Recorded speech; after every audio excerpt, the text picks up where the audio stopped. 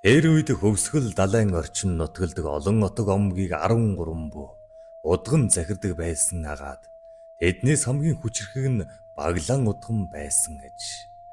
Тийм учраас бүх отог Баглан удганыг их удган мөргөлийн их хэмээн өргөмжилдэг байсан гэдэг. Эрт цагт талын хаан хөвчийн Баглан удганы охиныг гуйжээ.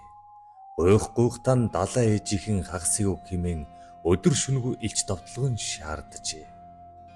Баглан удган талын хааны шунал төслийг эрс эсэргүүцэн элчүүдийг хорон өтгөн тайгын гүнд шургалан нуугдсан гэв. Талын хааны их зэрэг хичнээн ирж хавж Баглан удганы олон отог омгийг олсонгүйгээр үл барам гал усны аюулд олонч баатар ирсэн алуулж гинэ.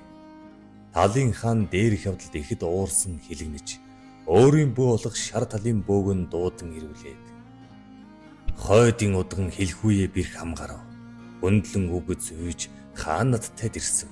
Онг шүтэнийг нь олон голын усан дүүж хацар улааныг нь хөнөөн хараа сухай чи химээжээ. Шар талын бөө хаан эзэндийн удган хүнийг бөөхөн дийлдэггүй гэж олонтой хэлсэн авч талын хаан зарилгийг ёсчлон гүйцэтгэх химээжээ.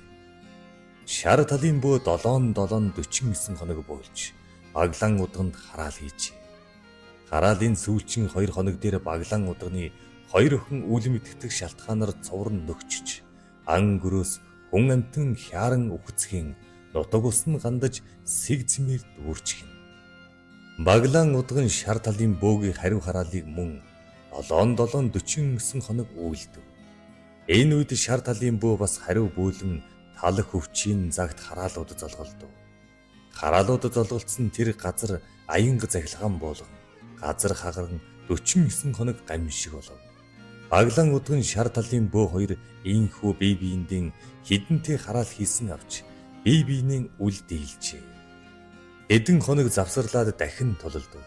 Баглан удган нь энэ удаад шар талын бөөг дээлхийн даваан дээр нэгэн зүгийн баруун чихний омог дээр нь суугаад 2 хоног охиных нь тухай ярив гин. Баглан удган их хүн хойно гансран гашуудах тэр агшинд шар талын бөөгийн хараал хурж үхтийн унжээ. Энэ үед шар талын бөөч удганы хараалын аянгад дайрагдсан. Өөнөөс хойш ургамал ногоо ургаж урдийн төрхөн хөвсгөл нутаг дахин олжээ. Хүн амтны зоо тэнийн удган ижи Баглааныхаа тухай домгийг хүрнэ. Тэр домг нь үеэс үед ургаас сурагт өртөөлөн идүүгээ хүрчээ. Баглан удган бол 18 дугаар зууны сүүлийн хагаст буюу Эйдэн уушид зайсангийн үед хайс хашаалаг таг нуур гэдэг газар нутгалж байжээ.